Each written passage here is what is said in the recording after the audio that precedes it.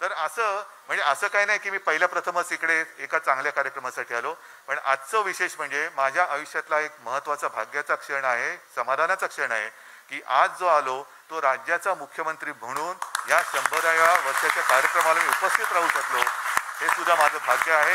आणि माझ्या शुभेच्छा आहेत की आपली शतकोत्तरी वाटचाल ही अशीच शतकानुशतके चालू राहो, यशस्वीपणाने चालू राहो। सगळ्यांना धन्यवाद देतो, शुभेच्छा देतो। जय हिंद, जय महाराष्ट्र।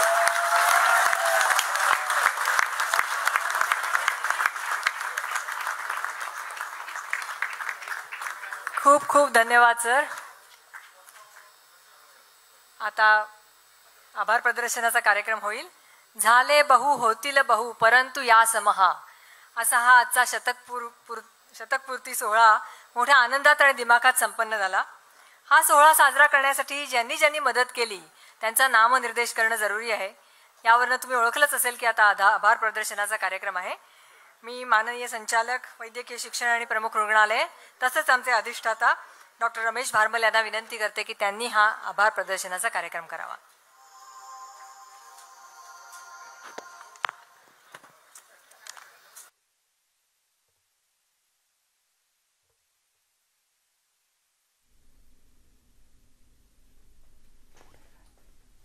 मुंबईतल्या नायर रुग्णालयाचा शतक महोत्सव सुरू आहे आणि तिथं राज्याचे मुख्यमंत्री उद्धव ठाकरे काही वेळापूर्वी बोलत होते।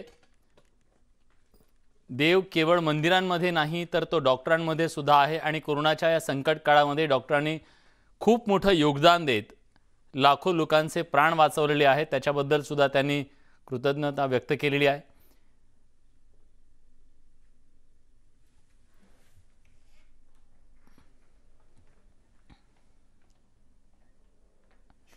यानंतर वळूयात पुढच्या बातमीकडे।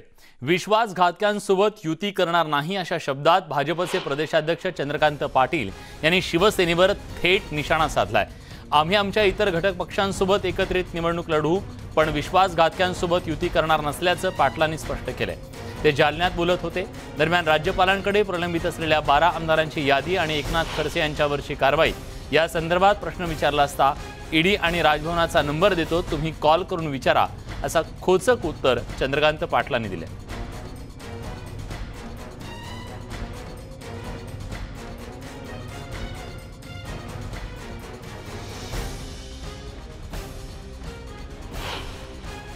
अशा विश्वासघातकांबरोबर आम्हाला काम करायचं नाही आणि त्यामुळे भारतीय जनता पार्टी नगरपालिका असू देत, आता नोव्हेंबरात आलेल्या ओबीसी पॉलिटिकल आरक्षणामुळे होणार नाही, पोस्टपोन होतील, पण जेव्हा काय होतील त्या नगरपालिका, पंचायत समिती, जिल्हा परिषद, महानगरपालिका, विधानसभा, लोकसभा सगळ्या निवडणुका आपले जे बरोबर पक्ष प्रामाणिकपणे आहेत, जे आमच्यावर खूप प्रेम करतात, जे आमच्याशी दगाबाजी नाही करत, असे मग सदाभाऊ खोत असतील, रामदासजी आठवले असतील, महादेवराव जानकर असतील, विनायकराव मेटे असतील, विनय कोरे असतील, ह्या सगळ्यांना बरोबर घेऊन आम्ही एकट्याच्या जीवावर निवडणुका लढवणार, जिंकणार।